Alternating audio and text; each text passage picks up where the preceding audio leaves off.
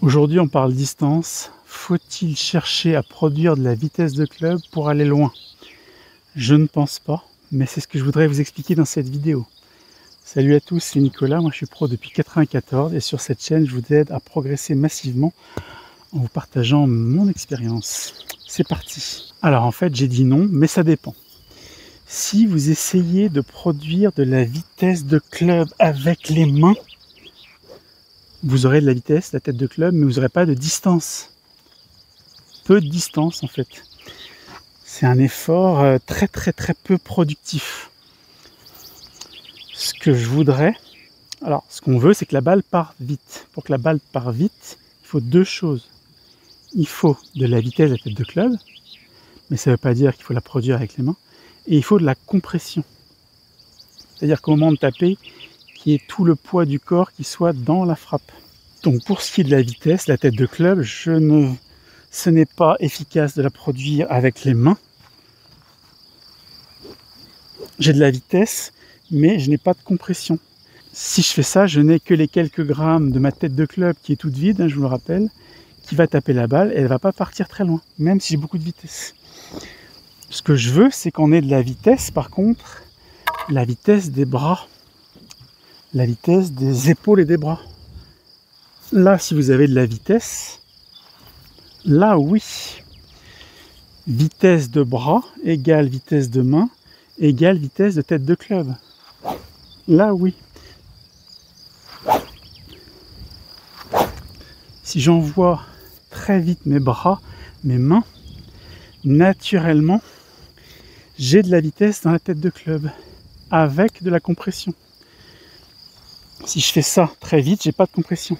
Si j'envoie très vite mes bras, au moment de l'impact, j'ai tout mon corps qui supporte la position de l'impact et qui met du poids dans la balle. Et d'ailleurs, il y a un truc qui l'illustre bien, quand je me mesure avec mon petit radar, parfois, alors je fais des séances de temps en temps où j'essaye d'accélérer au maximum, les bras bien sûr, mais parfois je le fais avec la main, un petit peu trop avec la main, et du coup ça fait une balle qui part complètement à gauche, donc vraiment complètement en hook, et là mon radar souvent me dit, par exemple, moi je suis à peu près à 104 miles de moyenne, et mon radar m'indique souvent un peu plus, 105, 106, 107, mais c'est des balles qui partent complètement à gauche. Donc moi c'est pas ce que je recherche, mais effectivement on peut produire de la vitesse avec les mains, mais le smash factor est horrible. En fait la balle part pas plus loin au final. Ce qui serait intéressant, c'est de pouvoir, je pense que ça existe déjà, les capteurs qu'on met sur les bras et sur les mains, pour voir à quelle vitesse on les déplace. Ça, ce serait vraiment un paramètre intéressant à mesurer. Ce qu'il faut, c'est que petit à petit, vous déplaciez de plus en plus vite vos bras. C'est ça le meilleur repère. Il y a une chose à laquelle il faut veiller quand on est vraiment en train d'essayer de développer maximum de vitesse avec les épaules et les bras. Il faut quand même veiller à ce qu'il y ait un petit peu de relâchement des mains. Alors je dis pas de ne pas tenir le club, mais il faut quand même veiller à ce qu'on ne soit pas en train d'étrangler le club, parce que si on essaye de faire de la vitesse avec les épaules et les bras et qu'on tient à mort la tête de club, là il n'y a pas beaucoup de vitesse. Donc en fait, comme je vous disais au début, je ne veux pas une action volontaire des mains pour produire de la vitesse. Par contre, je veux une action passive des mains, c'est-à-dire qu'une fois que vous avez envoyé vos épaules et vos bras, vous laissez passer cette tête de club. Vous ne la tenez pas, vous ne la contrôlez pas, mais vous n'êtes pas non plus actif. Vous n'essayez pas de la faire circuler plus loin, mais vous ne l'empêchez pas non plus d'accélérer. Pour ça, il y a un exercice qui est pas mal, c'est taper pieds joints.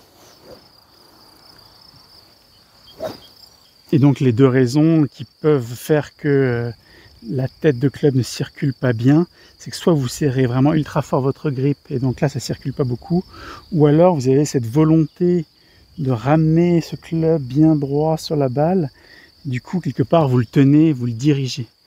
Dans ce qu'on veut, si vous voulez produire de la distance, il faut envoyer très fort épaule-bras avec un grip, avec de la souplesse on va dire, pour que laisser jouer cette tête de club. Je vous en tape une, allez c'est parti.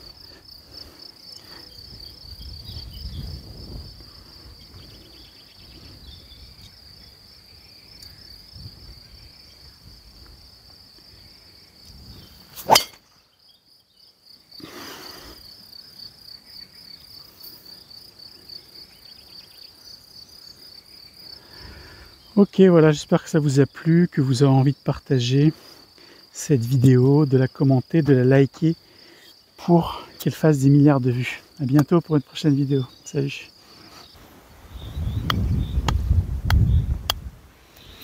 Alors pour ceux qui aiment les explications simples, et si vous cherchez des solutions efficaces pour améliorer votre jeu, et bien là dans la description, je vous ai mis les liens vers mes formations.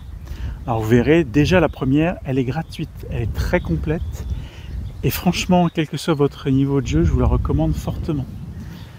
Moi j'espère vraiment qu'à travers ces formations, vous allez pouvoir franchir un nouveau cap dans votre jeu. Donc je vous dis à bientôt.